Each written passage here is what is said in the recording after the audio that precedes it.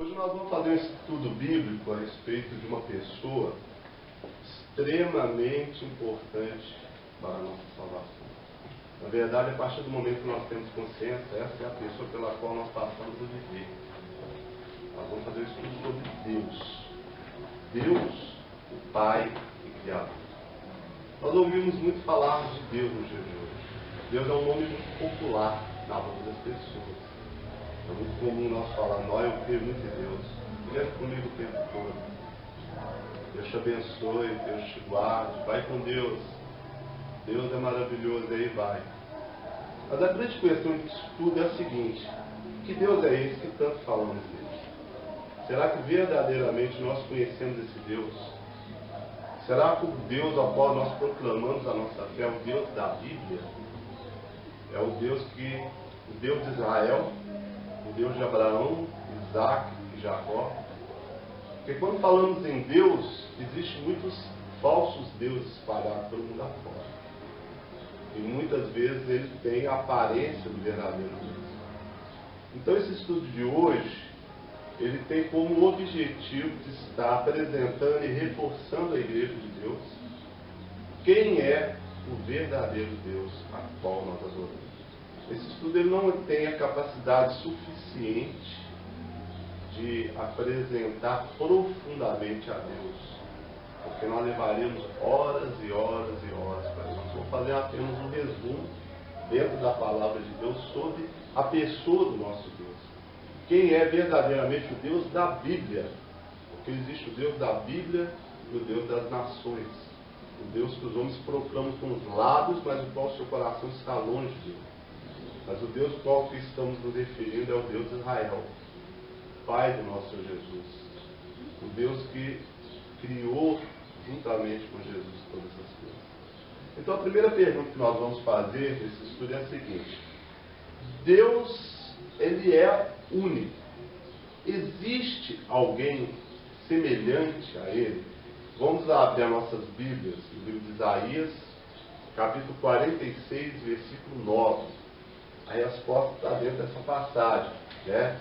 Será que existe alguém semelhante a ele? Quando nós falamos aqui semelhante, é no sentido de poder, né? De capacidade, igual a Deus. Isaías 46, 9 nos diz assim: lembrai-vos das coisas passadas, desde a antiguidade, que eu sou Deus, e não há outro Deus.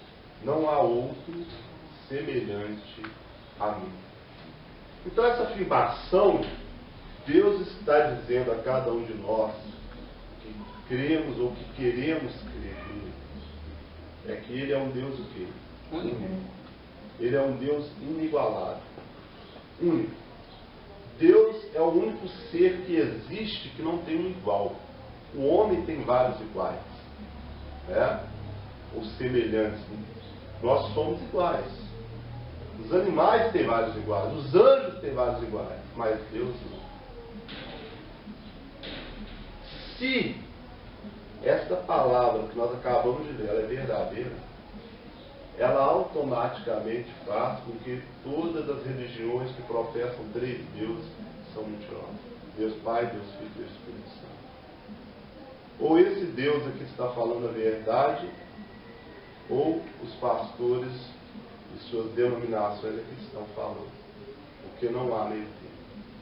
Se Jesus é Deus, esse Deus aqui é mentiroso. Mas quando nós falamos a respeito de Jesus, você pode ler toda a Bíblia, de Mateus até Apocalipse, o primeiro ao último livro do Novo Testamento, porque você não vai encontrar uma única linha em que o Senhor Jesus se apresenta à humanidade como Deus. Mas o que ele diz que ele é? O Filho de Deus.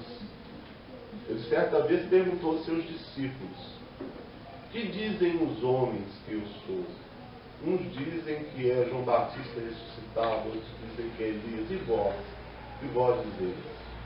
Aí Pedro falou em nome de todos: tu és o Filho do Deus vivo. E ele falou: Pedro, não foi sangue e carne que te revelou isso, mas o meu Pai que está no céu. Se Pedro tivesse falado que não fosse verdade, ele diria: não, Pedro, Eu não sou filho do Deus vivo. Eu também sou o Deus vivo. Mas ele não disse isso. Ele apenas confirmou aquela revelação que o Pai havia dado a Pedro através do Espírito Santo. Para nós, pode parecer, não tem problema nenhum isso. O que importa se é 2 ou se é 3? O importante é que é Deus, e acabou. Não, não é assim. Quando nós nos propomos a seguirmos a verdade, nós temos que conhecer a verdade detalhadamente para professarmos a verdadeira fé em Deus. Deus ele não quer outro reconhecimento, ele não divide a sua glória com mais ninguém. Por isso, ele é Deus e não existe ninguém semelhante a ele. Vamos para a segunda pergunta. Deus faz acepção de pessoas ou aceita alguma recompensa? Vamos abrir agora no Deuteronômio, capítulo 10, versículo 7. Pode fazer, pode perguntar. Que nenhum é semelhante, mas na Bíblia fala também que nós somos semelhantes a ele. Deus nos fez a sua imagem e semelhança. Né? Nesse sentido aí, esse contexto, ele está falando a semelhança em poder. Ninguém é semelhante a ele. Porque ele é o Deus criador, onde de tudo existir, ele se criou e criou todas as coisas. Mas quando a Bíblia fala que nós somos a imagem e semelhança de Deus, ali está falando que nós somos semelhantes a Deus em sentimentos. Parecido com ele. Nos sentimentos, mas não no poder. Ninguém é semelhante a ele na relação ao poder. Mas Deuteronômio capítulo 10, versículo 17, vou repetir a pergunta. Deus faz acepção de pessoas ou aceita alguma recompensa? Deuteronômio 10, 17. A palavra do Senhor nos diz assim: pois o Senhor vosso Deus é o Deus dos deuses e o Senhor dos senhores, o Deus grande, poderoso e terrível, que não faz acepção de pessoas e nem aceita recompensa. Aqui está dizendo que ele é o Deus dos deuses. Então existem outros deuses. Você pode observar que a palavra deuses está com D minúsculo. E se refere a quem? Os anjos caídos. Aqueles que caíram com Lúcifer e se tornaram deuses para as nações. Mas em relação ao Todo-Poderoso, você pode observar aí que a letra está com Deus maiúsculo. Deus é o Deus dos deuses e Senhor dos senhores. Quantos senhores existem sobre a terra? Vários. Vários senhores. Seja no campo espiritual, seja no campo humano, existem vários senhores. Mas ele é o Senhor dos senhores, o Deus grande, poderoso e terrível. Por que Deus é terrível? Ele é como um fogo consumidor. Exatamente, porque quando ele exerce sua ira, ele consome todas as coisas. Às vezes as pessoas ficam revoltadas quando lê determinado versículo na Bíblia que fala que Deus destruiu uma nação. Quando Deus deu a ordem a Saul para ir destruir todos os amalequitas, ele deixa bem claro, até as crianças de peito. Aí a pessoa pensa, mas por que Deus ia mandar destruir uma criança, um neném, um bebê, que não sabe nada da vida, que não sabe nada? Nós estamos mexendo com aquele que tudo sabe. Se Deus tivesse mandado alguém matar Hitler quando era bebê, nós ficaríamos revoltados sem saber o que viria no futuro. Então, quando Deus manda destruir um homem, uma nação, uma família, uma criança, seja o que for, Ele tem autoridade para isso. Porque Ele sabe da família. Ele não é injusto. Quando Ele faz uma coisa dessa, é porque Ele já chegou ao último ponto. É que é necessário fazer. Porque Deus, Ele é terrível. Ele faz isso baseado na sua justiça. Então por que Ele deixou Hitler vir ao mundo e fazer o que ele fez? Para vocês verem que se ele não atuar na humanidade, o que ia acontecer? Isso para pior. Então, o verdadeiro cristão, o verdadeiro servo de Deus, ele tem que viver a cada dia da sua vida com uma coisa em mente, uma certeza. Deus está no controle de tudo, eu não vou duvidar dele. Aconteça o que acontecer. Nós temos um exemplo muito claro disso na Bíblia Sagrada que fala do servo Jó. Jó era um homem abastado, riquíssimo, abençoadíssimo por Deus. E quando começou, Deus autorizou a Satanás a poder intervir na vida dele ele primeiro começou a perder toda a sua fortuna. Ele não blasfemou, não desesperou, não se revoltou contra Deus. Aí de repente chegou um outro servo falando, seus 10 filhos estavam reunidos numa casa se banqueteando, veio um vento forte, caiu sobre eles, a casa, o telhado, morreu todos. E o que ele respondeu? O Senhor Deus deu, o Senhor Deus tomou. Bendito seja o nome do Senhor. Quem consegue falar isso numa hora que você recebe uma notícia do seu filho morreu? Pastor. Pode falar. É doído, mas eu fiz isso. Amém, mano. Glória a Deus, irmã. Dói, mas com saudade, lógico. Amém. Mas agradeço também.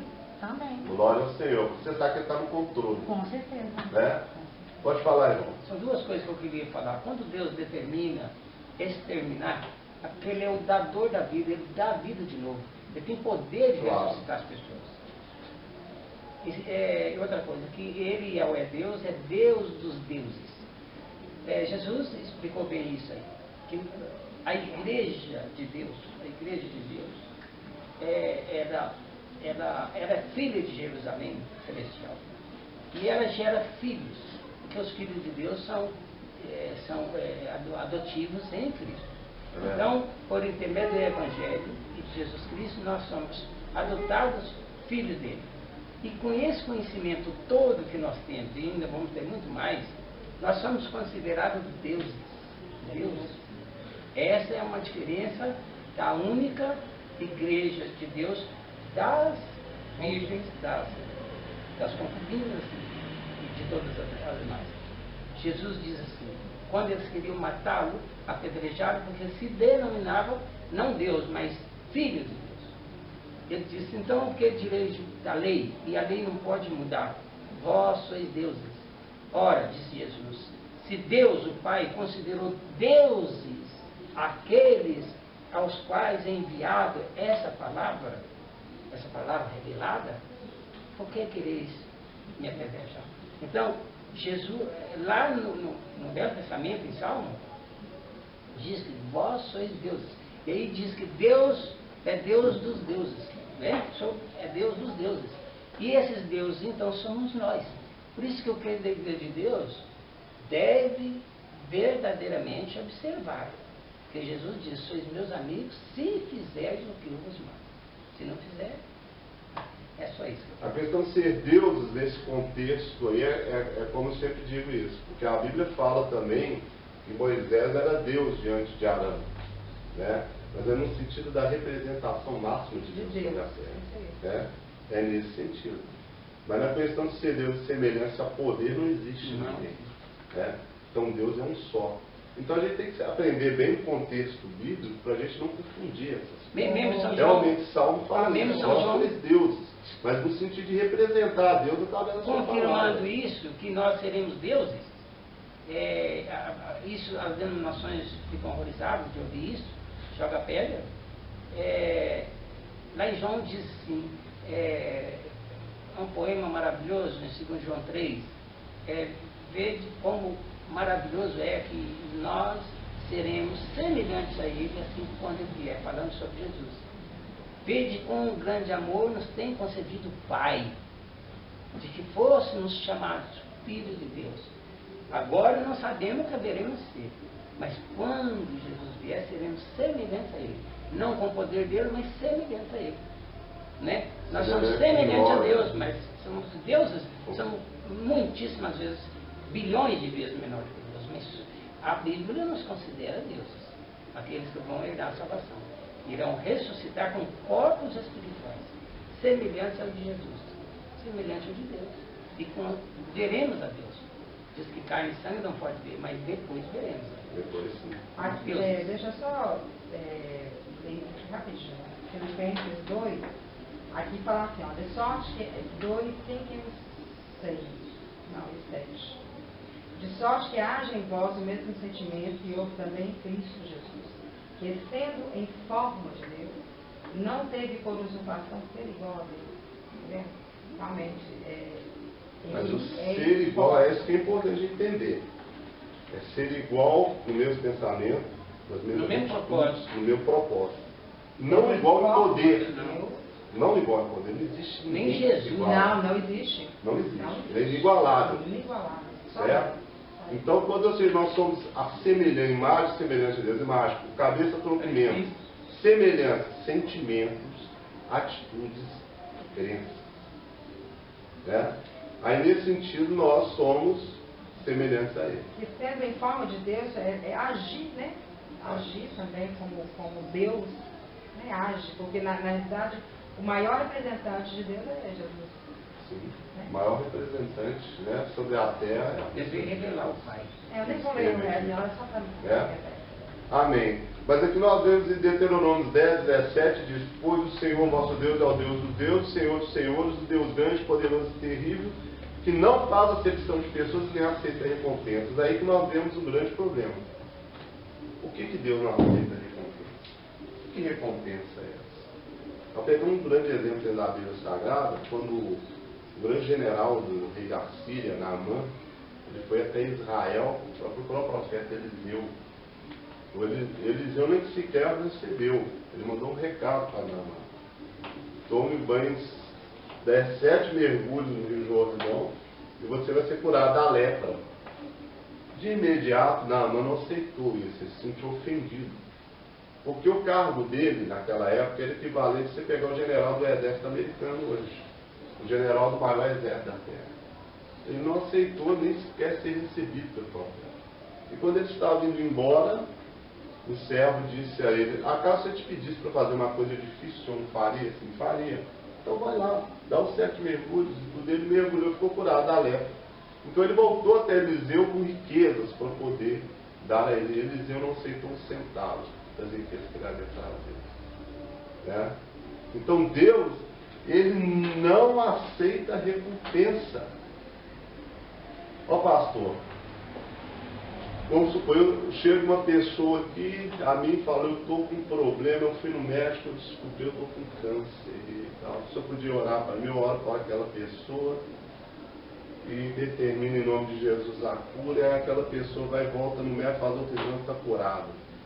Olha, eu vou trazer uma oferta aqui em gratidão a Deus, tá? Volta com ela. Deus não aceita recompensa.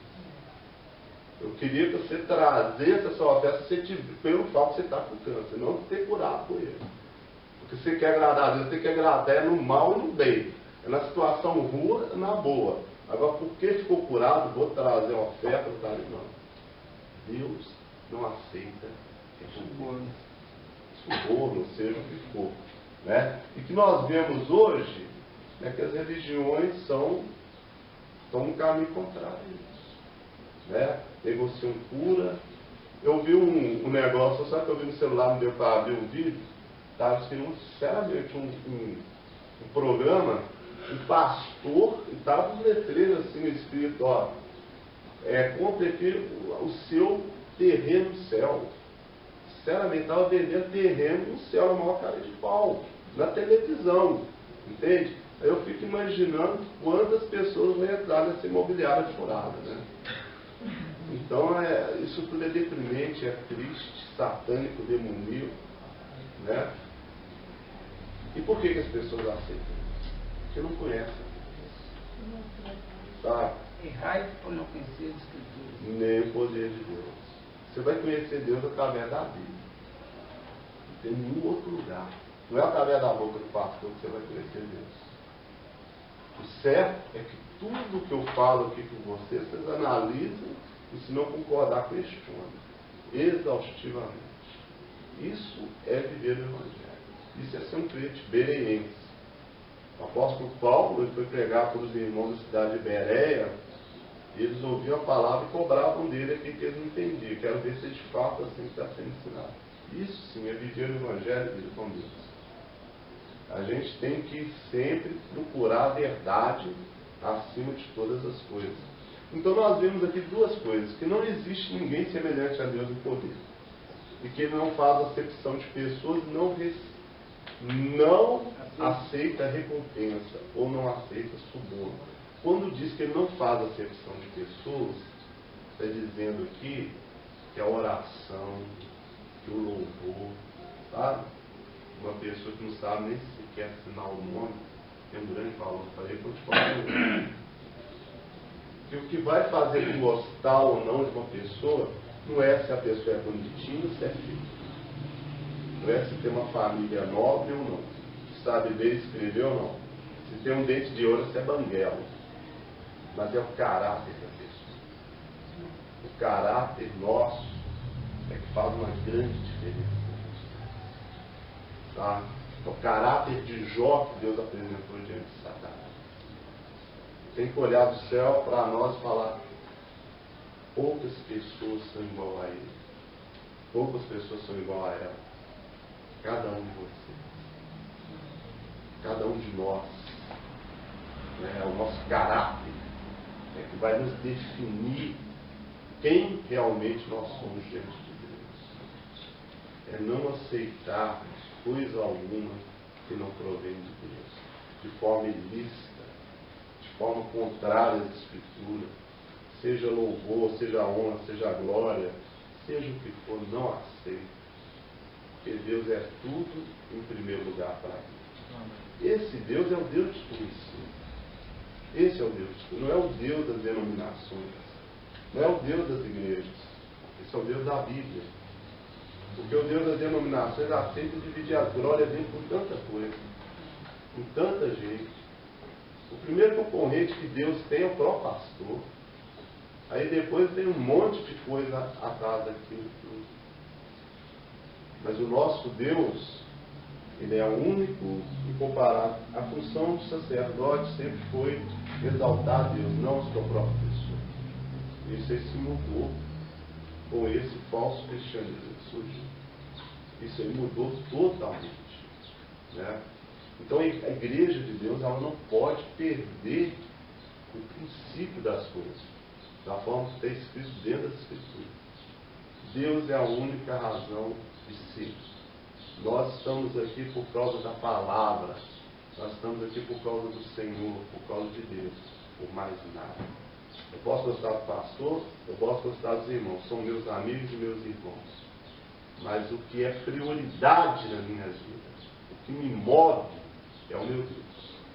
Essa tem que ser a nossa consciência. Pode falar isso. Não, inclusive o que Deus quer de nós é o que Jesus disse. Pode falar. Deus busca adoradores que o adorem em espírito e em verdade. Exatamente. Deus quer de nós a nossa honra, que Ele honra aqueles que o honram. E a nossa obediência total, né? Nossa honra e a nossa crença nele, a nossa devoção nele. Isso é a única coisa. E Ele não comparte a adoração com ninguém. Com nada e com ninguém. Né?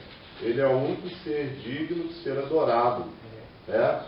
Agora vamos ver aqui uma coisa interessante. Vamos abrir o livro de Atos, capítulo 17, versículo 24. Atos, capítulo 17, versículo 24. E a pergunta é a seguinte: Deus habita em templos feitos por homens? Nós vimos aqui recentemente, nesse ano passado, né, uma coisa que repercutiu aí na mídia toda, Atos 17, 24. A inauguração do templo de Salomão, que a Igreja Universal inaugurou. Né? Agora, tantas pessoas ficaram maravilhadas com aquelas construções. Muito luxo, muita riqueza. As pessoas que estiveram lá dizem: você sente a presença de Deus naquele lugar. É que Deus que você sente presente no meio de tanto luxo e riqueza. O Deus deu. Porque o nosso eu se satisfaz com essas coisas. Né? Por que Jesus falou que o templo seria destruído? Porque já não havia mais a necessidade dele. Vamos entender isso. Deus mandou que Salomão construísse o templo a ele. Salomão construiu o templo conforme Deus queria. Depois desse templo, ele foi destruído por Nabucodonosor. E aí, depois, mais tarde, Ciro, a mandado do Senhor, reergueu o templo novamente. E foi esse templo que perdurou até a época de Jesus. Quando o Senhor Jesus saiu do templo, ele disse: os discípulos disseram: vede, mestre, que belas construções, belas pedras. Ele disse: pois eu vos digo que não ficará pedra sobre pedra neste lugar. Por que ele estava dizendo isso? Porque o propósito de Deus é único. Tudo que Deus faz tem um propósito. E o propósito do templo qual que é? O templo era um local que Deus realmente estava presente. A Shekinah, a presença de Deus, estava naquele lugar. Mas aquilo tinha uma data para poder acabar. E quando queria acabar? No sacrifício na cruz. Quando Jesus morreu na cruz, o Cordeiro de Deus foi oferecido pelo pecado da humanidade. Então a Bíblia relata que naquele momento o véu do santuário, ele se rasgou de cima a embaixo. Quando aquele véu se rasgou, aquilo significa que Deus não estava mais presente. Porque o véu do santuário, ele fazia a separação do lugar santo dos santos, santíssimo. Só para vocês terem uma ideia como isso era sério, só o sumo sacerdote poderia entrar nesse lugar uma vez no ano e amarrado para poder ali oferecer a oferta a Deus.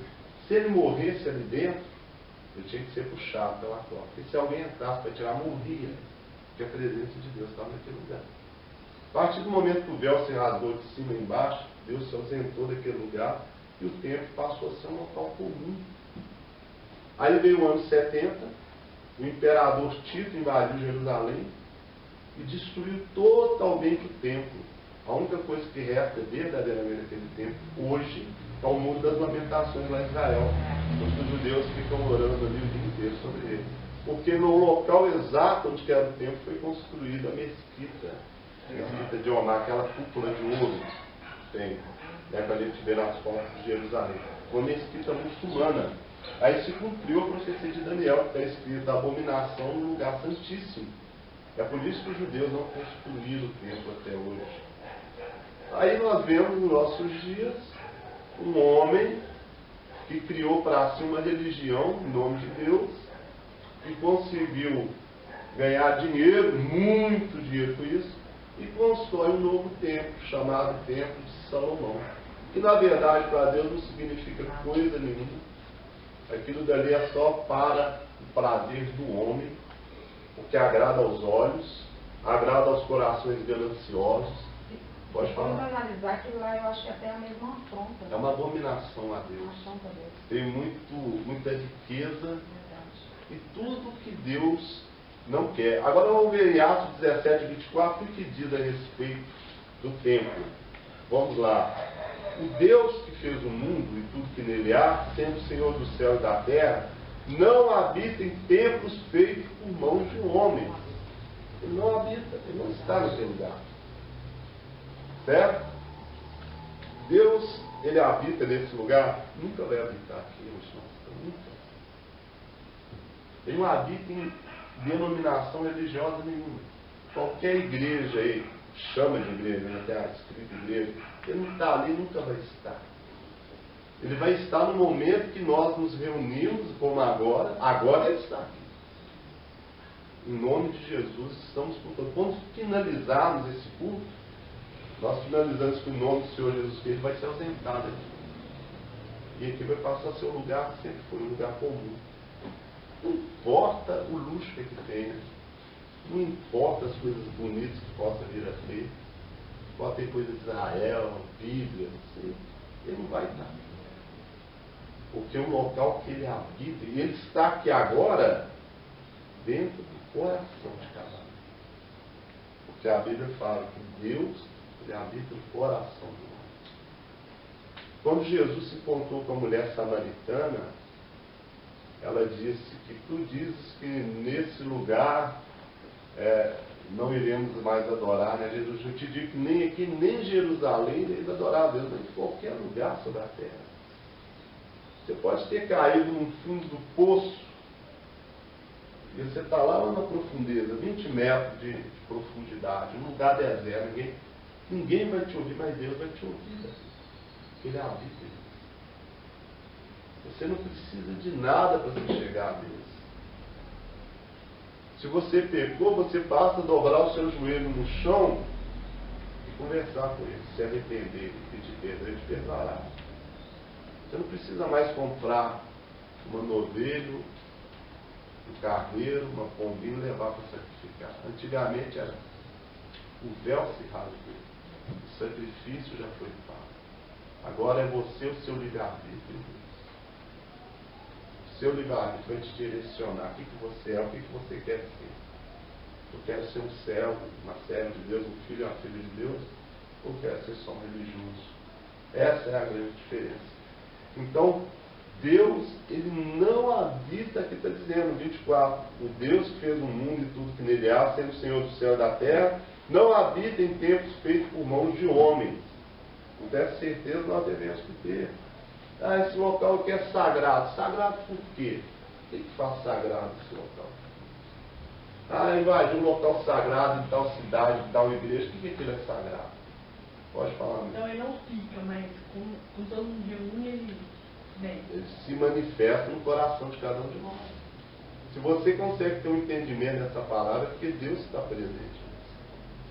É Ele que te dá o entendimento. E pastor, Deus determinou que todas as coisas a partir de Jesus sejam feitas por intermediação de Jesus, inclusive restabelecer a paz com Ele, reconciliação, tudo é por meio de Jesus Cristo. Jesus, Simplificou tudo. Ele mesmo disse, ninguém tem ao Pai senão por mim. Tudo é por Ele. É? Então nós temos que desconstruir na nossa mente, no nosso coração, um modelo religioso de adoração a Deus. No Antigo Testamento era através da religião, o templo, o sacrifício, né? E esses líderes religiosos hoje estão trazendo as velhas práticas, anulando a graça de Deus. Pode falar. Paulo, por exemplo, quando eu perguntei ao amigo meu que é pastor, Sim. a respeito da carne de porco, Uhum. ele deu essa versão Qual versão? do véu. Sim. Quando o véu se rasgou, e isso foi como se fosse Liberado. abolido, liberado, entendeu? Essa desculpa que a maioria usa para... O véu se rasgou, então você vê que ele não conhece a Escritura, ele sendo pastor. O véu se rasgou por quê? Porque é Shekinah. Shekinah em hebraico significa a presença de Deus. Ela saiu daquele lugar. A partir daquele momento, Deus não estava habitando mais no templo feito por mão de homem. Agora, o santo dos santos é o seu coração. Entende? Ali era o santo dos santos, agora é o seu coração. Quando Esse você... véu aí significava isso. significava separação entre Deus e o homem. Entende?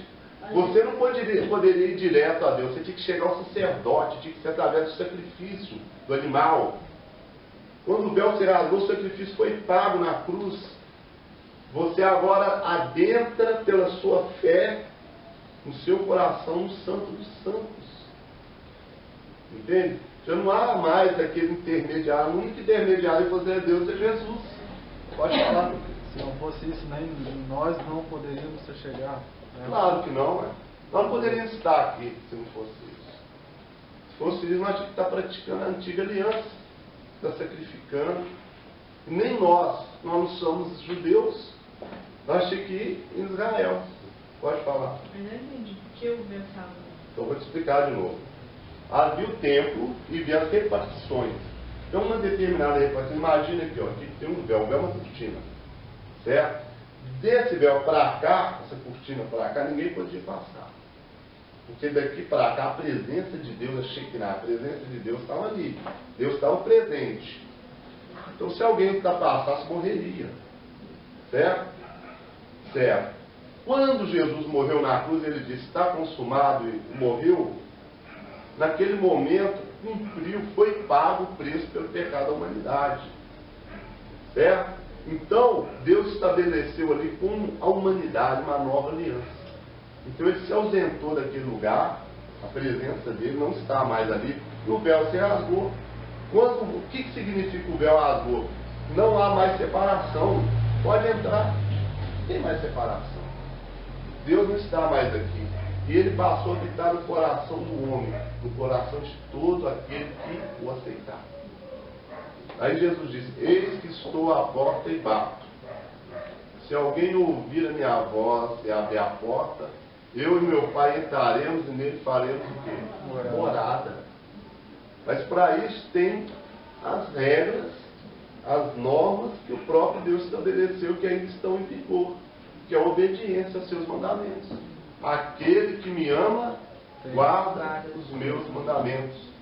Em Apocalipse 14, 12 ou 12, 14, acho que é 14, 12. Diz assim, aqui está a perseverança. 17, 14, 12. 14, 12. E 12, 17. Ele disse, aqui está a perseverança dos santos, que tem os mandamentos, que guardam os mandamentos de Deus e a fé em Jesus. Aqui está a paciência dos santos. Aqui que estão os guardas dos mandamentos de Deus e a fé em Jesus. 14, 12, Apocalipse. 12, 17. Né? Então, a partir do momento em que você faz do seu coração o altar de Deus, Ele vai se fazer presente. Isso é grandioso. Isso aí supera tudo. Isso é a graça de Deus. Né? Os falsos líderes, eles falam que as pessoas que guardam o sábado estão anulando a graça. Não, pelo contrário. Quem anula a graça são eles, criando ritos antigos que não têm mais validade. Sabe? Esse negócio de templos, de tradições, fazer fogueira santa, não existe isso. No lugar dos mandamentos de Deus. Sabe? Despreza os mandamentos, diz que não precisam mais guardá-los, mas em compensação vem com rituais que já caducaram. E Deus não aceita nada. Rituais para render dinheiro. Com o objetivo final é só o dinheiro. O que é doce na boca desses homens é a colheita, a semeadura. Isso é doce na boca deles. Todos têm o mesmo discurso. Você vai colher o tanto que você plantar. Então eu vou fazer o mesmo desafio com você. Vocês querem colher muito no reino de Deus? Vou falar de dinheiro agora. Eu vou fazer um desafio com você. Tá? Ele fala, você doa essa obra e Deus vai te recompensar. Então eu vou fazer o mesmo desafio. Vocês vão doar aos pobres, aos necessitados. Que é a pessoa que está desempregada, que é a pessoa que está passando fome e necessidade. Se tiver que trazer para a igreja, traz para eles. Eu já falo aqui, está até gravado. Eu desafio eles a falar o mesmo. Para a igreja, você está só que Deus tocar no seu coração. O que é bíblico? Diz, oferta, e Deus tocar. Agora, se quiser dar alguma coisa a mais à igreja, você dá aos pobres e necessitados. Tá? Então, estamos combinados. O desafio está feito. Aquele que estiver precisando mesmo, necessitando, eu vou dar uma oferta à igreja. Eu recebi um dinheiro alto aqui, eu vou dar uma quantia alta à igreja. Não, você vai pegar essa quantia e vai ver quem realmente precisa e vai dar para eles. Da forma que Deus tocar no seu coração. Esse desafio eu faço para os líderes religiosos fazendo as igrejas dele, que eu estou fazendo aqui com vocês. Certo? Porque a obra de Deus não é dinheiro. Não é isso. Vocês querem plantar para receber em troca? Então planta no seu semelhante também. Tá? Nos pobres necessitados, nos necessitam. Pastor, é incrível, né? Não existe coincidência. Sim. Mas nós conversamos isso em casa hoje, eu estava falando com o papai, vai pai, e com o Jonathan, justamente sobre esse assunto. Então é confirmação de Deus, que ninguém me falou isso. Onde, porque eu falei para o papai, falei assim, pai, eu quero saber, eu vou pegar apóstolo Paulo, porque assim, como que fala, eu observo muito tudo que, a Bíblia toda, mas eu digo assim, porque ele mesmo falou, já os meus seguidores assim como pessoas de Cristo. Então, eu gosto muito de ler, né, as cartas de apóstolo Paulo e aprender com ele. E lá eu falei para o papai, pai, onde, em qualquer parte, né, que ele escreveu, está lá falando, direcionando a pessoa a buscar os bens materiais. Não tem parte alguma, não existe. Não tem. Olha, o que eu acho é o seguinte, a igreja, certo? A igreja tem suas necessidades financeiras. Claro. Certo? Essas pessoas obedecer a palavra, dar o dízimo, tocar no coração, não precisa de igreja acumular riqueza nenhuma. Não mesmo. É só o necessário para se manter e fazer a obra. Agora, se Deus tocar no seu coração, vamos supor, eu recebi um dinheiro extra, né? Aí eu vou dar para a igreja. Mas antes de dar, não faça isso. Olha quem necessita, realmente necessita. Pode dar para eles. Tá? Se a igreja não estiver passando uma necessidade imediata que você possa ajudar, entrega primeiro para o necessidade. Você nunca viu na vida, nem que você espera receber em troca. Ou melhor, olha um inimigo seu que está precisando. Um inimigo, você dá para ele sem ele saber que foi você. Tá? Isso é evangelho. Isso é o que Cristo ensinou. Se não for levar para o lado da semeadura e colheita, vamos semear desse lado. E amar os nossos inimigos, e cuidar das viúvas, dos necessitados, dos pobres, dos órfãos, né? Então esse é o desafio que eu faço. Porque Deus, Ele não necessita de nada que vem do homem. Deus não necessita. Exatamente. Agora, vamos abrir agora em Atos ainda, capítulo 17, versículo 25. A pergunta é a seguinte: Deus necessita de alguma coisa vinda do homem, né? É a pergunta. Vamos ver o versículo 25. Atos, eu já mudei aqui de Atos 17, 25. Se você for observar, tudo aquilo que nós oferecemos a Deus, seja o que for, quem ganha na verdade é só nós. O que Deus ganha com você? O que Deus ganha comigo? O que você e eu podemos oferecer a Deus que Ele não tenha? O que? É tudo dele. Nada. Agora, o que Ele pode nos oferecer? Que nós não temos tanta coisa. Você pode falar, meu filho? Aquilo que nós estávamos comentando ali sobre a questão do louvor, e o vídeo que eu assisti também, e é interessante, eu até falei no carro ali. O que Deus quer são duas coisas. Que a gente reconheça Ele, que Ele é um Deus único, poderoso, né? E entre todas as coisas, né? E reconhecer o que Ele faz a nós, né? A cada gratidão, né? A gratidão. Então é isso, né? Mas a gratidão, como nós expressamos a nossa gratidão a Deus? Através da obediência. Com certeza. Quando você é obediente a Deus, você está mostrando que você é grato a Ele. Né? Isso é tremendo. Vamos ver Atos 17, 25. Nem tampouco é servido por mão de homens, como que necessitando de alguma coisa, pois Ele mesmo é quem dá a todos a vida e a respiração e a todas as coisas. Né? Então, quando a pessoa fala assim, ó, eu vou servir a Deus, na verdade, isso aí é uma forma simbólica, né? Porque nós servimos a Deus. Né? Nossa, que Ele não necessita de nós, né? Então, quando nós servimos a Deus, nós servimos a Deus através do nosso irmão. Não é? Tá certo? Nós servimos a Deus através do nosso irmão. Não é diretamente, é porque não precisa de nada. Quer ver? Eu vou pôr aqui uma coisa linda aqui para Deus, eu estou dando a mínima para isso. Eu vou fazer um tempo maravilhoso. Meu filho, isso nada para mim é a mesma coisa. Eu quero ver o seu tempo. Tem até uma parte na seu Bíblia, coração. onde Jesus fala, deixa bem claro isso. Quando fizer, chama um desses pequeninos, fizer, A mim fazer isso. Está claro. É servindo as pessoas. Então você vê que a visão do Evangelho, do que a igreja, se chama igreja no dia de hoje, é totalmente contrária à Bíblia. Certo? Totalmente contrária. O negócio é dá, vem, só tirar a lã das ovelhas. Ô, irmãos, eu vou fazer um propósito aqui com Deus, com vocês, tá? Quero a ajuda de vocês, que eu preciso comprar um avião para me fazer a obra de Deus, mais locomoção, tá? Então nós vamos fazer aqui, eu vou dar o número da conta, vocês correm atrás, nós vamos juntar um dinheiro para mim poder pregar o Evangelho. Isso é ridículo. Isso é achar que vocês são uns trouxas, você achar que vocês são uns idiotas, que vocês não pensam. E quantos líderes de Deus falam isso na frente de todo mundo, na televisão, os outros batem palma para ele? Tá? Então eu vou fazer o seguinte, ó. Então eu vou fazer eu quero andar na mesma linha que eles, tá bom? Então eu vou fazer a prova. Quanto custa um avião? Quem tem uma noção do custo de um avião? Hã? Eu também não sei ser pobre, é triste, né? Saber de nada, eu não sei mesmo. Então vamos supor que seja uns 500 mil, nem sei se é isso, pode ser mais, pode ser menos. Milhões mais.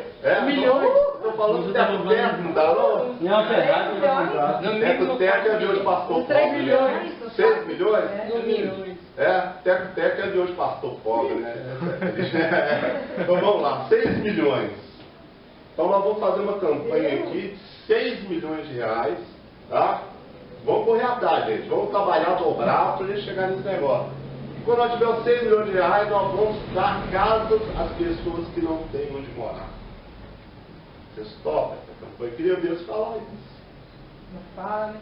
Entende? Verdade. Nós vamos pegar, juntar 6 milhões de reais. Nós vamos fazer uma campanha aqui na igreja seguinte. Nós vamos pegar, ver todas essas pessoas que estão precisando de uma cirurgia, que às vezes o SUS não cobre, uma cirurgia de olhos, né?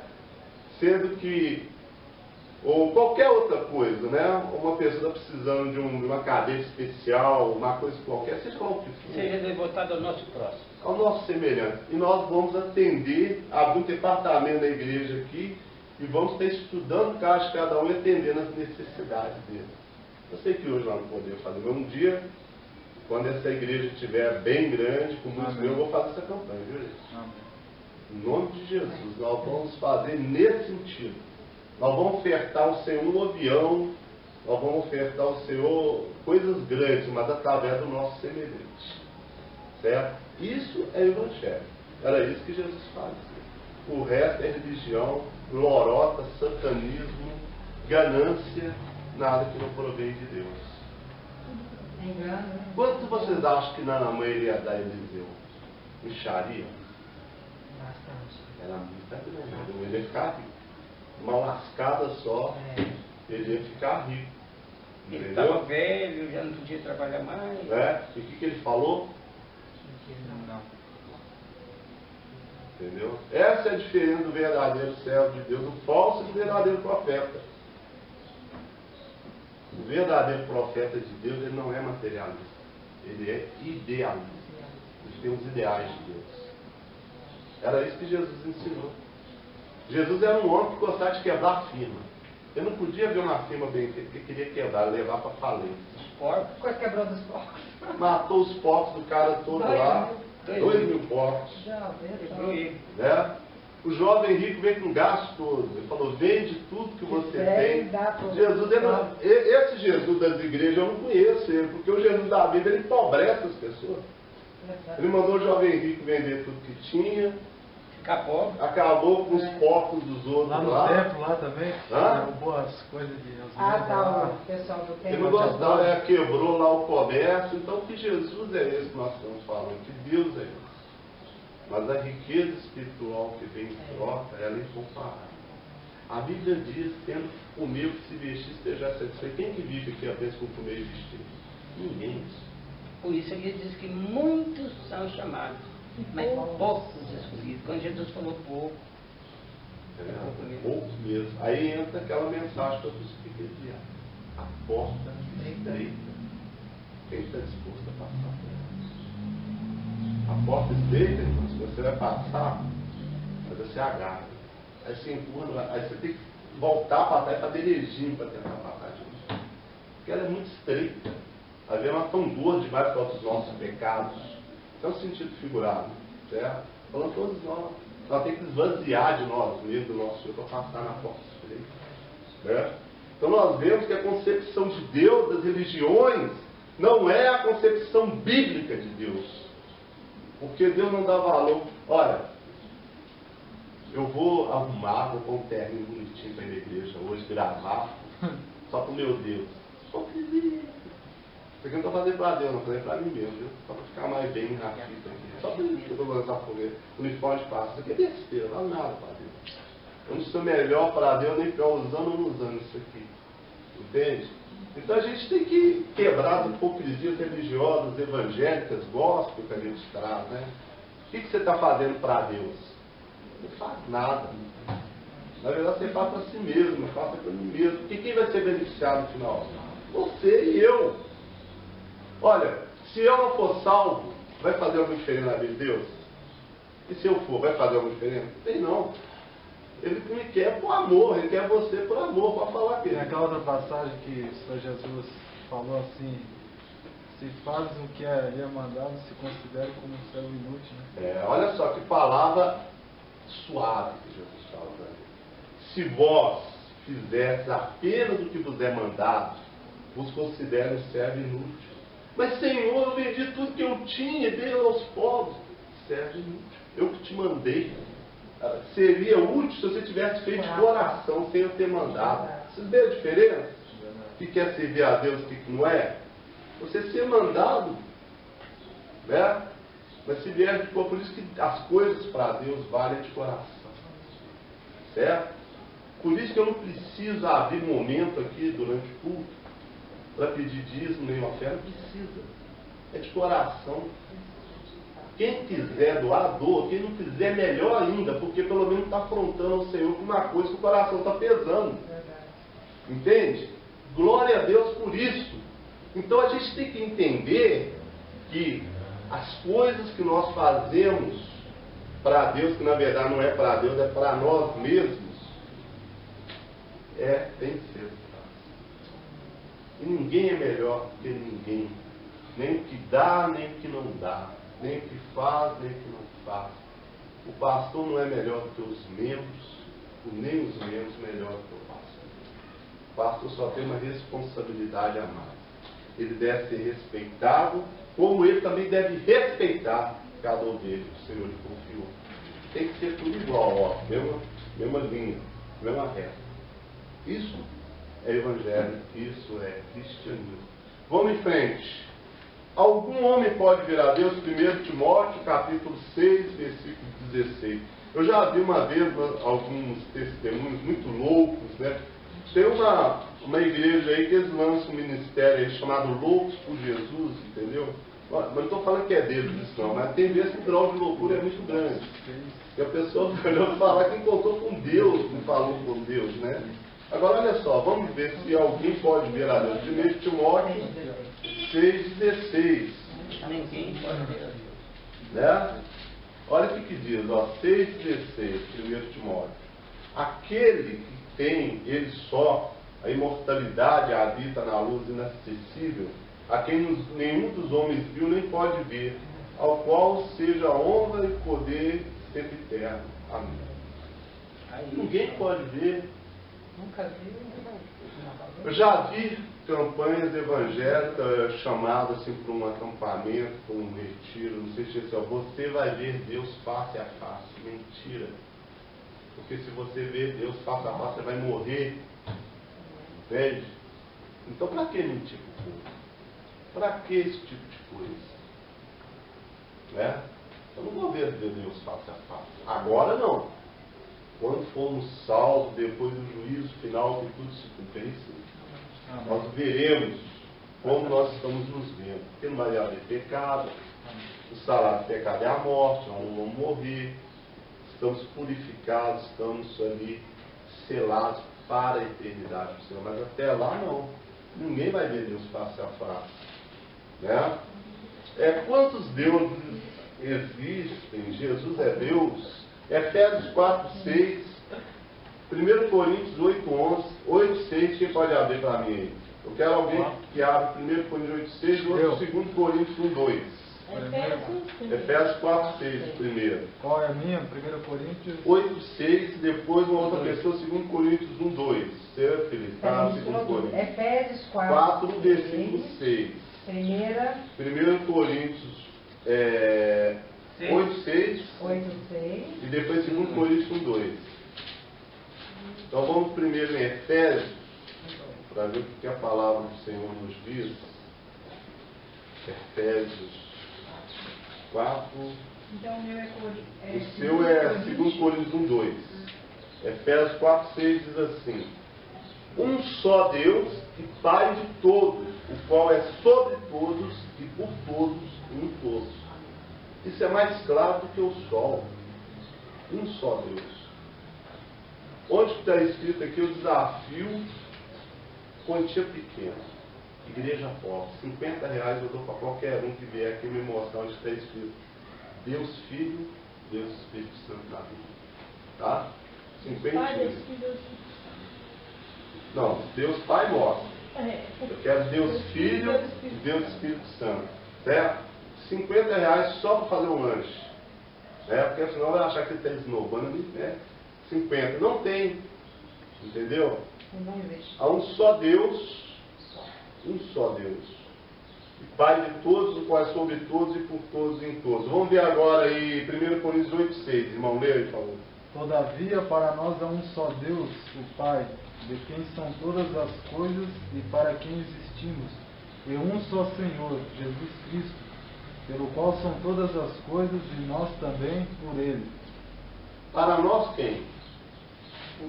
Para nós quem? Os salvos da igreja. Quem que estava falando isso aí? Paulo. Paulo. Ele está falando para nós quem? Para nós da igreja de Deus. Igreja. Há um só Deus, que é Pai sobre todos. E um só o que? Senhor? Senhor. Salvador. Olha, ele está fazendo a definição de Deus, o Pai, E o filho. e está fazendo a definição do Filho. É. Se o que ensinam estiver, fosse correto, seria assim que deveria estar escrito. No entanto, há um só Deus e um só outro Deus. Mas não está falando. Há um só Deus e um só Senhor. Ele está apresentando Jesus como Senhor, não como Deus. Né? Então, para nós, para a igreja, para os verdadeiros discípulos, servos de Deus lá no passado, e para nós hoje tem que ser diferente. Né?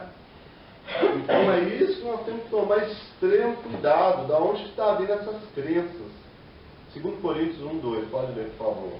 Graça a vós e paz da parte de Deus, nosso Pai, é dado no Senhor Jesus Cristo. Aí está fazendo novamente a separação. Deus, nosso Pai, e do Senhor Jesus Cristo. Então Jesus é Deus? Não, Ele é Senhor. Rei dos reis, Senhor dos senhores. Mas Deus é o Pai. Se lembra quando Ele ressuscitou, o que Ele falou para Maria Madalena? Vá, seus irmãos, e diga que eu vou para o meu Pai e vosso Pai, para o meu Deus e o vosso Deus. Como um Deus pode ter A Deus? Bíblia fala muito, meu Deus, meu Deus, meu Deus, para todo lado. É? Se ele tem um Deus, Meu Deus. se ele tem um Deus, Ele adora Ele Deus. não pode ser Deus. Agora vamos supor Deus Pai. Quem que é o Deus do Deus Pai? Ele mesmo. Ele é Deus dele mesmo, porque Ele é Deus. Para ser Deus não tem que ter ninguém acima dele. Mas Jesus tem alguém acima dele, o Pai. Jesus nunca se afirmou ser Deus, mas sempre levou os homens a adorar a Deus, a conhecer a Deus, o Pai. E por isso que ele fala que ele é o grande eu sou. O grande eu sou, é o Shaddai. Né? Então nós vemos que o Deus que a Bíblia ensina, ele é diferente do Deus que se prega hoje. Vamos abrir agora em Salmos 25:8, que era uma pessoa que abre em João 3,16. Como Deus age com os pecadores? Vamos ver primeiro Salmo 25:8 e João 3,16. O último primeiro. Porque vamos ver agora o Salmo. João, depois de Mateus, Lucas, Marcos. Não, mas primeiro nós vamos ver o Salmo Salmo 25:8. E o outro é João o quê? João 3,16. Deus amou muito a humanidade. João 25:8. Ó, Salmo 25:8. Ali vai o João? Vamos lá ver aqui, olha o que o Salmo diz. Bom e reto é o Senhor, o que ensinará o caminho aos pecadores. Olha a pergunta, como Deus age com os pecadores? Ele ensinará o caminho aos pecadores. Eu vejo que você está em pecado, mas eu vou te ensinar o caminho. Eu falei com um colega meu outro dia, eu falei com ele assim, ó, se eu estivesse vindo trabalhar, ele trabalha comigo, se eu estivesse vindo trabalhar, e eu vi 2 homens na minha frente, eu vi Natal, os homens não viram que eu estava vindo não. Eu ouvi ele falando a seu respeito, falando assim, olha, vamos armar uma armadilha para ele, você vê se ele está lá no trabalho agora, na hora que ele sair, você chega para ele para pedir uma informação, eu por casa eu vou dar uma facada nele. Eu tenho posse dessa informação. E eu não te dizer nada, eu estaria sendo seu amigo? Ele falou, não. Eu estaria demonstrando amor a ele? Não. Olha que Deus, ele vê essa mesma situação. Nós estamos caminhando, a humanidade também para um caminho de destruição, de dor. Um caminho de uma finalidade que a gente jamais imaginou. E aqui, o Salmo 25:8 diz, bom e reto é o Senhor, pelo que ensinará o caminho aos pecadores. Eu te amo, e eu vou te ensinar o caminho, eu estou te advertindo que vai vir lá na frente.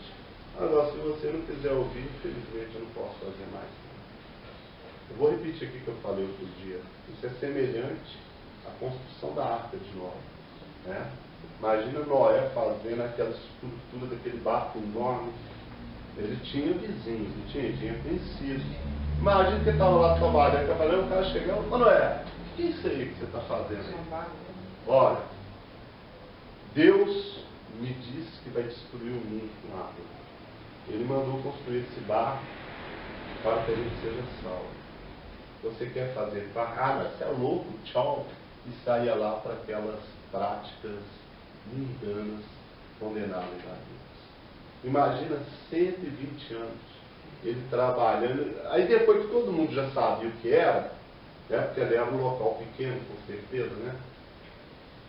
Ele já passou a ser chacota. Olha lá, a loja está acabando. 120 anos trabalhando, fazendo barco. Hoje é a mesma coisa. Bom e reto ao Senhor. E olha aqui, olha o contexto que está isso aqui, ó. Vamos ler de novo o versículo. Bom e reto ao Senhor, pelo que, olha que está no futuro. Ensinará o caminho aos pecadores. Quando seria esse tempo? Através de Jesus. É o nosso tempo. Ele sempre ensinou através da sua palavra. Mas os pecadores que ele está se referindo ainda mais aos gentios, que está totalmente na escuridão. Né? E nós temos agora essa oportunidade de aprender o verdadeiro caminho, através da palavra, através do corpo único e verdadeiro de Cristo sobre a terra, que é a igreja de Deus.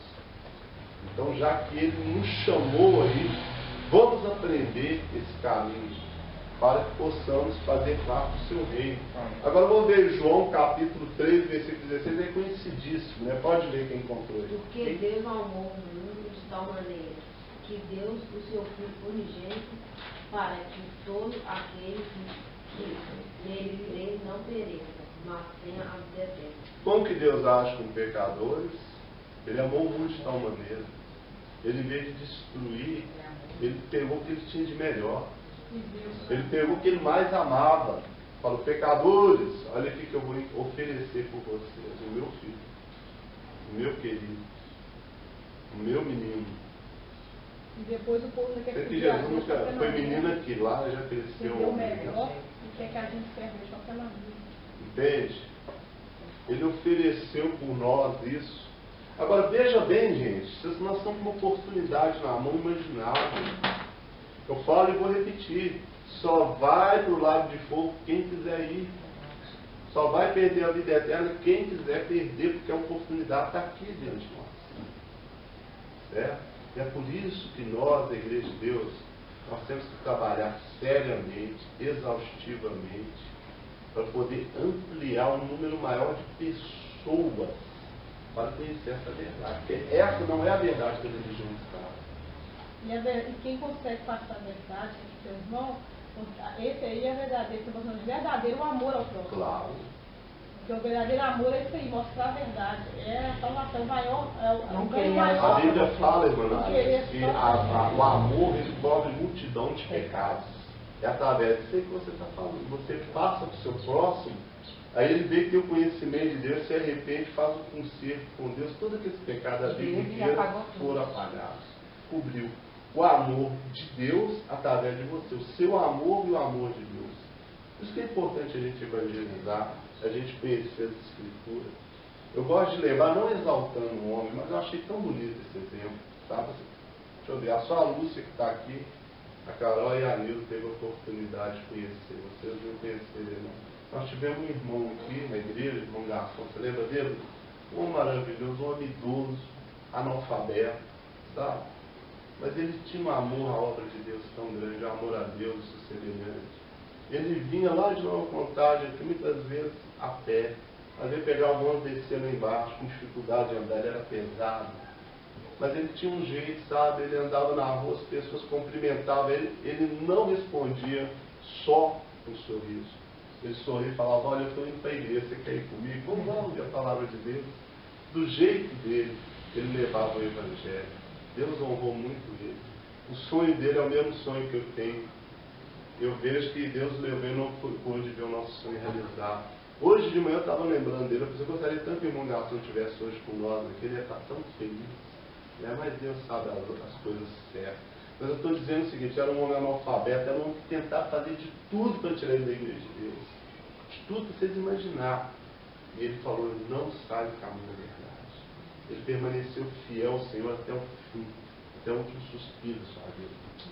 Então, é o que eu falo, são essas pessoas, são pessoas que realmente fazem uma aliança verdadeira com Deus, sem querer nada em troca, não quer salvação.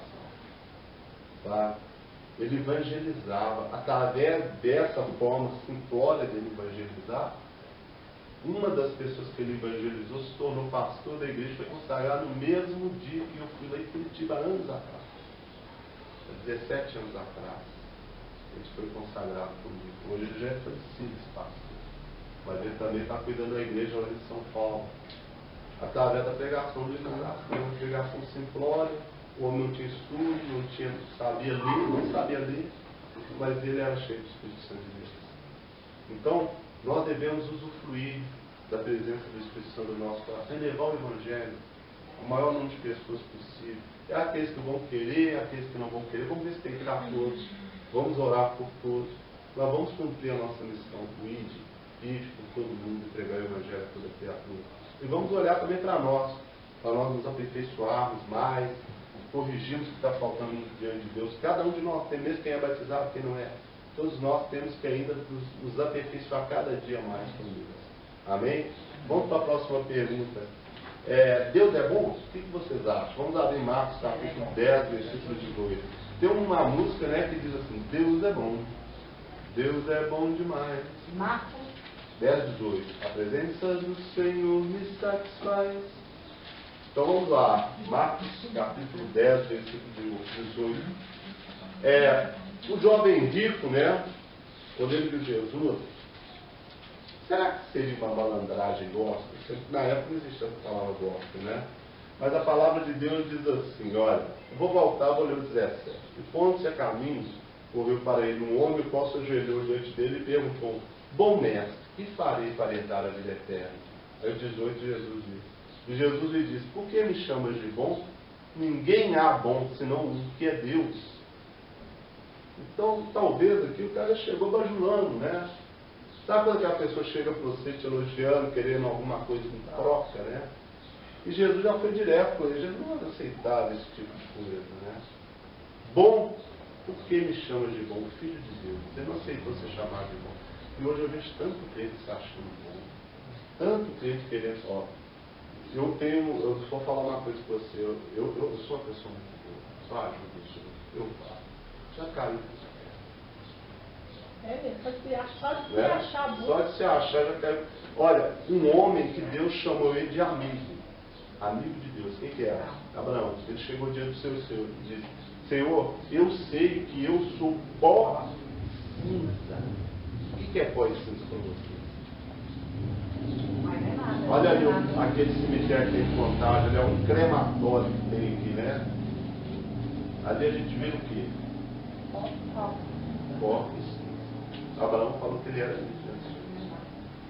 Aí chega um monte de crente aí, que Deus está na maioria das vezes segundo ou terceiro. Eu aprendi uma coisa com a irmã Carolina, eu achei tremendo isso que ela falou comigo, sabe? Ela falou, quando Deus está em segundo lugar na nossa vida, Ele está em último. É verdade. Então tem um monte de gente que Deus está em segundo ou em último lugar na sua vida e se julga ser bom, sendo que o Filho de Deus não se permitiu ser chamado de bom. Bom, por que me chama de bom? Bom é só um, o Pai que está no céu. Mas isso aí que a gente faz, ó, isso que nós chamamos de bondade, sabe o que isso é? Isso é um reflexo da bondade de Deus em nós. Não é que nós somos bons, é o reflexo da bondade de Deus. Certo? O que faz uma pessoa, aqui no contexto humano, né, no entendimento humano, o que faz uma pessoa ser mal? Pecado. Na maioria das vezes é uma revolta que ela passa, né, uma decepção, ou uma incompreensão de uma determinada coisa. A primeira coisa que ele culpa é Deus. E já que Deus é bom, eu vou ser um menino mau. Aí ele passa a fazer um monte de coisa que é errada. Né? Mas na verdade, esse que se julga ser bom, ele não é melhor do que esse que é mau. Porque todos nós pecamos e somos merecedores da graça de Deus, da glória de Deus, da graça. O grande erro do pseudo-cristianismo é achar que nós, por esforçarmos a servir a Deus, nós somos melhores que os outros. Certo? Todos nós somos pecadores. Agora, se quer ser o melhor, se quer ser o maior, seja o servo de todos.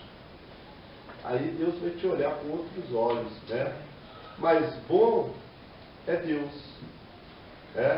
Eu conheço um homem que é bom demais. Muita gente é bom até ser posto à prova.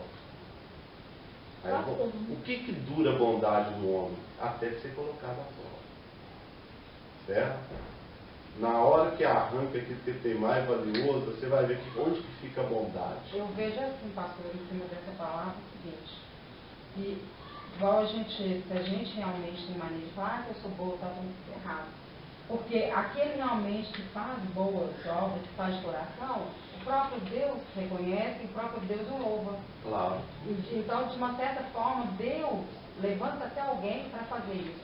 Então, a gente não precisa, hora nenhuma, ficar demonstrando, porque na realidade nós realmente não somos bons. Não somos. Não somos. A nossa essência não é boa. Não é boa. Certo? Se o homem for ver o que é viver a sua própria essência, ele vai ser uma única coisa que ele é, pecador e mais nada. Nós somos atraídos pelo pecado. Nós só não somos piores, porque pela misericórdia e a graça de Deus, através do nosso livre-arbítrio, nós aparamos e damos ouvido a Deus, a sua palavra, e respeitamos seus mandamentos, esforçamos. E senão nós seríamos o lixo, a escória da humanidade, que é o que verdadeiramente somos todo pecado. Né? Então é isso. E a gente tem que reconhecer o que ele já é. Então, bom é só o Pai. Quem disse foi Jesus, não fui eu. Bom é só o Pai que está nos céus. Vamos à próxima pergunta. O que teria acontecido se não fosse a misericórdia do Senhor? Lamentações, capítulo 3, versículo 22. Olha para você ver. Lamentações 3, 22. Nós, quando vemos, às vezes, alguns casos assim que... Sabe o que nos faz a gente para pecar também? É o nosso senso de justiça, sabe? Qual mesmo? Lamentações 3, 22.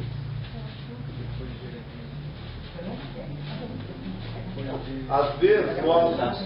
Lamentações 3, 22. Às vezes nós nos consideramos pessoas boas ou pessoas justas. Em cima dessa bondade, dessa justiça, nós cometemos pecado. Vamos pegar um exemplo? Você está bem lá de noite, sentado no seu sofá, assistindo televisão, jornal, aí aparece uma notícia.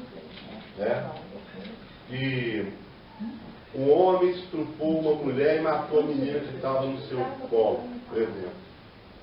Mas o cara desse tem que morrer, matar uma peste dessa, não sei o que lá. A sua bondade durou até alguma notícia dessa. A sua justiça durou até isso. Porque você se revelou o que você realmente é, igual a ele. Desejando o mesmo mal que ele fez para o outro, você está desejando a ele. Entende? Ah, não, mas eu não sou assim. Você não é até ser provado. Porque se você vê uma notícia dessa e se manifesta dessa forma, porque você é assim. O que te impede de ser assim, talvez, é o temor de Deus que você decidiu ter na sua vida. Porque na sua essência você é assim. Agora, se você vê uma coisa dessa e não se manifesta de tal forma, você está caminhando no caminho certo. Mas bom, nenhum de nós. Nós temos que... Olha para você ver, gente, os discípulos de Jesus. Maravilhosos. Na hora que Jesus foi preso, todo mundo saiu fora. E o único que decidiu ir atrás, cara, negou ele 3 vezes. Onde está a bondade disso? Certo? Então, agora vamos ver por quê. Qual que é a pergunta? O que teria acontecido se não fosse a misericórdia do Senhor? Olha em Lamentações 3, 22. As misericórdias do Senhor são a causa de não sermos consumidos, porque as suas misericórdias não têm fim. Por que vocês acham que lá na cruz, Jesus falou para Deus assim, Pai, perdoai-os, eles não sabem o que fazem. Porque Jesus ali já era o nosso intercessor diante de Deus, não era? Eu sempre intercedeu por nós. Jesus está deixando bem claro para o Pai, Pai, não se ire contra eles. Eles não sabem o que fazem. A misericórdia de Deus é agindo aqui, ó, para não sermos consumidos. Vocês querem saber o que é um verdadeiro servo de Deus? É uma proposta irrecusável que Moisés recebeu. Vocês podem ler no Antigo Testamento, o povo de Israel irritava Deus direto. Se teve um povo que deu, sabe, chateação, tristeza para Deus, é o próprio povo que ele elegeu, o povo de Israel. E um dia esse negócio chegou a um ponto que Deus fez uma proposta irrecusável para Moisés. Falou, Moisés, eu vou destruir todo esse povo. E de você eu vou fazer uma nova descendência para mim. Se Deus fizesse uma proposta desses pastores hoje, o que vocês acham que eles responderiam? Desce o fogo, Senhor, vai ser nós. Né? Olha o que Moisés respondeu. Senhor, me destrua junto com nós. Você risca do teu livro. Né? Lembra das promessas que fizeste a Abraão. Eles vão dizer que não conseguiste conduzir esse povo. Olha para você ver. Olha o que Moisés falou para Deus. E aquele povo ele não irritava, não é só Deus, Moisés também. Estava toda hora acusando. Imagina você viver o dia inteiro uma pessoa te acusando o tempo todo. Você consegue isso? Tudo que você faz está errado. Nada está bom, nada é suficiente. Nada é suficiente. Nem entrou na terra culpa daquele povo. Tudo é reclamação, murmuração o dia inteiro no seu ouvido. Pode falar. E a palavra diz que Moisés era um homem manso. Isso, a palavra diz que Moisés era um homem manso. É o mais manso sobre a terra naquela época, está escrito. Agora imagina o que vocês colocassem nesse lugar. Você acorda de manhã, tem um murmurando no seu ouvido, aí você dá uma não, isso não é. Aí veio o maná não queremos carne, aí vem as cordolices, nada está bom. Nada está bom para aquele povo. Então Moisés é que tinha motivo para acabar com aquela gente. Se Deus está autorizando, vocês vão ver comigo. O que impede? É a autorização. Agora, se Deus me deu carta branca, nós vamos arrebentar. Não. Me destrua junto com ele. Paulo também falou isso, né? Paulo falou. Claro. Se for para o meu povo ser salvo, pode arriscar meu nome. Então, vocês estão vendo a postura do verdadeiro homem de Deus? Aí você vê certos charlatões, canalhas evangélicos, Benihim, eu vou falar o nome aqui, ele julgou uma maldição, hein? Eu amaldiçoo. Eu vi isso aí, foi mesmo. Todo homem ou toda mulher que profetizar contra esse ministério. Vai caçar coquinho no quinto do inferno, cara desse, rapaz. Se o Deus que eu sirvo é o Deus verdadeiro, que a maldição dele cai sobre mim. Que eu estou falando aqui agora, eu estou debochando dele. Entendeu? Se esse lixo é o homem de Deus, que eu morra. Eu falo aqui agora, seja vergonha de vocês aqui. Se aquilo é de Deus. Entende? Porque o verdadeiro homem de Deus, ele não deseja maldição para ninguém. Moisés, ele teve autorização de Deus para destruir com todo mundo que estava importunando ele. Ele falou que eu morro junto com eles. Jesus na cruz vai perdoar, eles não sabem o que fazem. Estevão sendo apedrejado, Senhor, não impute para eles esse pecado. Então nós temos que entender o que é servir a Deus e o que não é. Um dos primeiros que se servir a Deus é amar os inimigos. Se você começar a desejar amar para bandido, para gente isso, para aquilo, então você pode ser servo de pastor fulano de tal, ciclano é de Deus, você não é. Nós temos que ver isso.